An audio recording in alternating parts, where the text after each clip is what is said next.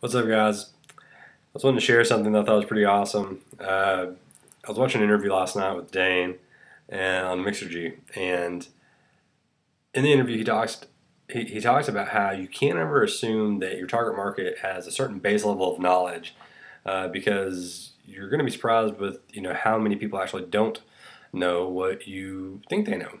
Um, a little background: I'm a CPA, a certified public accountant for all you that aren't in the U.S.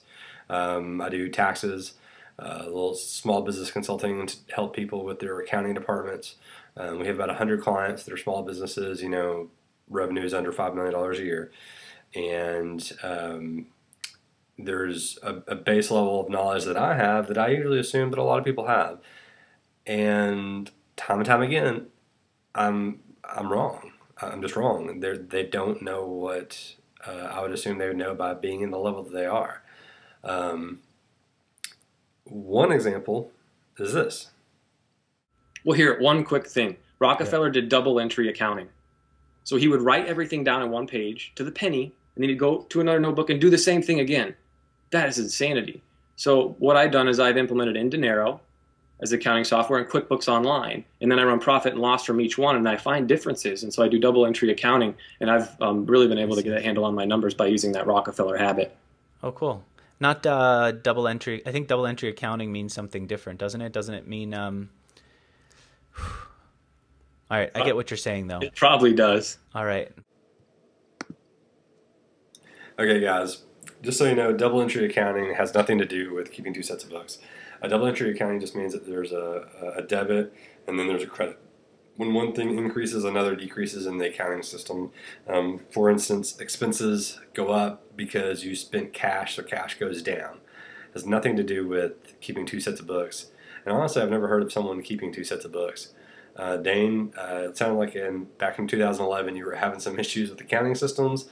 If you ever need any help, I'm pretty good at what I do, so give me a call and I'll be more than happy to help you out, man. Um, the point is that even Dane didn't know something that I would have assumed that he'd have known. Guy runs a $500,000 company. I would have thought he would have known what double entry accounting is. That debits, that it's just debits and credits. I'm sure he knew that debits and credits were a part of accounting, but I wouldn't have thought that he would be keeping two sets of books, because I would have assumed he'd realize that you can keep one set of books and then you can just hire an accountant or something for a couple $100 a month to keep another set of books that you can then compare your own notes to, and then you've got an expert doing it and then you're doing it, so you can figure out what's going on uh, quickly. Not the case. So guys, you have to realize that failing is good. Um, Being wrong is good. Before reading the creed today and quantifying it as eloquently as was done on the creed, I'd always known it, but man, it's just so hard to implement.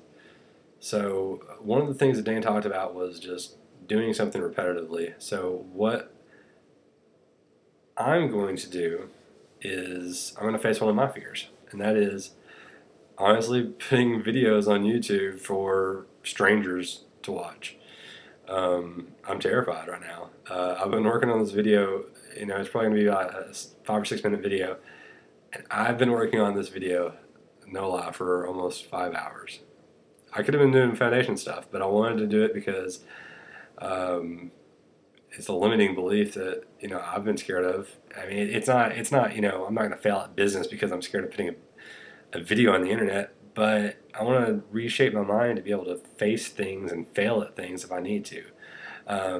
To hold myself accountable, I am actually going to do something for you guys, and I'm going to feel really shitty if I don't do it. So, what I'm going to do is I'm going to try and create a few videos of basic accounting and business things that you guys need to know before starting to spend money, because just setting the framework for the accounting system and for your business in a financial sense from the point of the government will save you guys a lot of money. It could effectively in a year or two pay for your way into the foundation.